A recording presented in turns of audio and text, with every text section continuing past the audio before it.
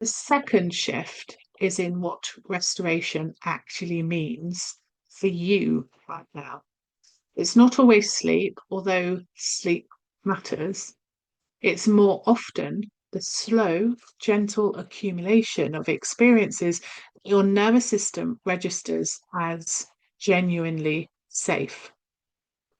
Conversations where nothing is at stake. Time in environments that feel calm.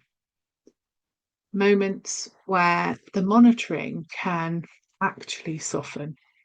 And over time, that evidence accumulates. The nervous system starts to update. The vigilance begins to lift, not all at once and not on a schedule, but perceptibility.